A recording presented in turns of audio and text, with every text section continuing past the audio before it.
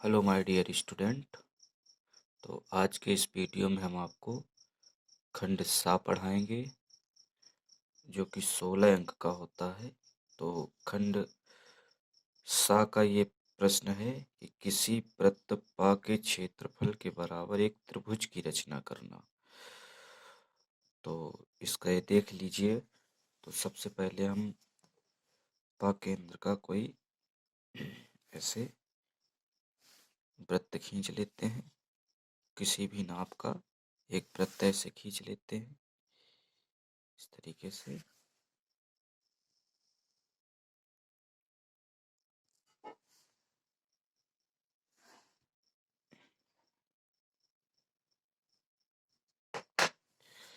हमने इसमें नाम दे दिया पा केंद्र। ठीक। और उसके बाद इस प्रकार से हम वृत्त का व्यास खींच लेते हैं ऐसे, और इसका नाम दे देंगे ख और का। उसके बाद क्या करते हैं कि खा बिंदु से या खा बिंदु पर लंब डालेंगे इस प्रकार से ऐसे 90 अंश का कोण बनाते हुए हम लंब डालेंगे।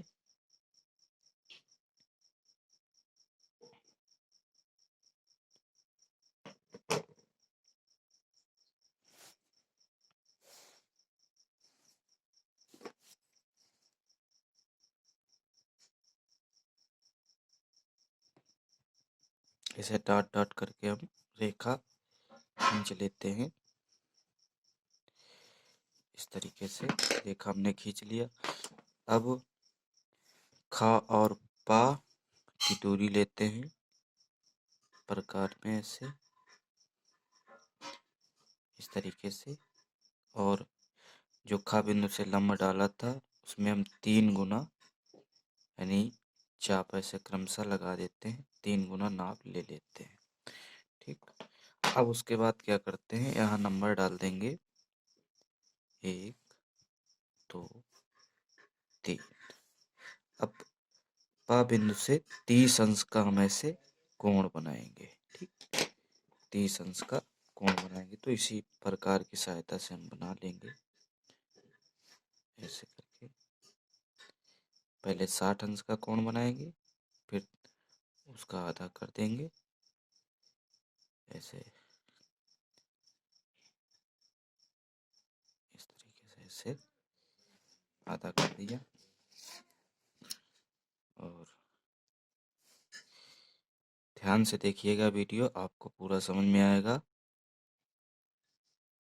और इस तरीके से डॉट डॉट करके हमने ये 30 अंश का कोण आपका बन गया। ठीक। अब ये गा बिंदु से भी हम ऐसे लंब डालेंगे जिस तरीके से इसमें खा बिंदु में डाला था। तो वही तरीका, या फिर आप उसी के समांतर खा बिंदु पर डाले गए लंब के समांतर ऐसे रेखा खींच लो, या फिर आप लंब डाल लीजिए। ठीक है। तो ये 30 अंश की जो 30 अंश का कोण बनाते हुए रेखा, और ये लंब गा बिंदु से लंब एक दूसरे को घा बिंदु पर काट रहे हैं, एक दूसरे को घा बिंदु पर काट रहे हैं। अब हम क्या करेंगे, और 3 घा और 3 को इस तरीके से हम मिला देंगे, डॉट डॉट करते हुए ऐसे मिला देंगे। अब क्या करेंगे दोस्तों कि घा और 3 की दूरी लेंगे ऐसे प्रकार से, ऐसे नाप लेंगे, और खा बिंदु से और खा बिंदु पर लंब डाले गए लंब पर ऐसे हम काटेंगे। ठीक। इस तरीके से ऐसे काट लेंगे। ठीक है। अब जो ये का बिंदु पर,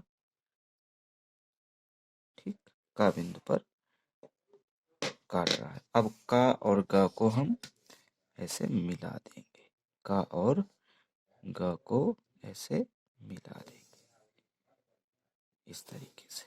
ये का और ग को मिला दिया और इसको का और खा को डार्क भी कर देंगे ऐसे, इस तरीके से इसे डार्क कर देंगे हम। और गा और तो इस प्रकार से इस वृत्त के क्षेत्रफल के बराबर ये एक त्रिभुज की रचना हो गई, समकोण त्रिभुज की रचना हुई है। यदि प्रश्न में पूछ ले किसी वृत्त पाके या किसी वृत्त पाके क्षेत्रफल के बराबर एक बाहु त्रिभुज या समकोण त्रिभुज की रचना कीजिए, सॉरी समकोण त्रिभुज की रचना कीजिए, तो भी आप ऐसे ही बना दोगे। किसी वृत्त पाके क्षेत्रफल के बराबर एक समकोण त्रिभुज की रचना कीजिए, तो भी आप ऐसे बनाओगे। यदि ऐसे पूछ लिया है किसी वृत्त पाके क्षेत्रफल के बराबर एक त्रिभुज की रचना कीजिए, तो भी आप इसी नियम से बनाएंगे। ठीक, तो एक बार फिर से ध्यान से सुन लीजिएगा कि सर्वप्रथम हमने एक वृत्त खींच लिया पाकेंद्र का, किसी भी त्रिज्या या किसी भी नाप की त्रिज्या लेकर के, हमने खींच लिया। फिर उसके बाद वृत्त पर एक व्यास खींच लिया, एक खा और गा। फिर उसके बाद खा बिंदु से हमने एक लंब डाला और पा और खा यानी इस वृत्त की त्रिज्या का 3 गुना हमने ऐसे चाप लगा लिया, 1 2 3। फिर उसके बाद क्या करते हैं कि पा बिंदु से 30 अंश का कोण बनाया। फिर उसके बाद गा बिंदु से भी वैसे ही लंब डालेंगे और ये लंब और ये 30 अंश का कोण बनाते हुए रेखा एक दूसरे को घा बिंदु पर काट रहे हैं और घा और 3 को मिला देंगे। उसके बाद क्या करेंगे, घा और 3 की दूरी लेकर के हम खा बिंदु से या खा बिंदु पर डाली गई रेखा पर और खा बिंदु से हम एक ऐसे चाप लगाएंगे जो का बिंदु को काट रही है।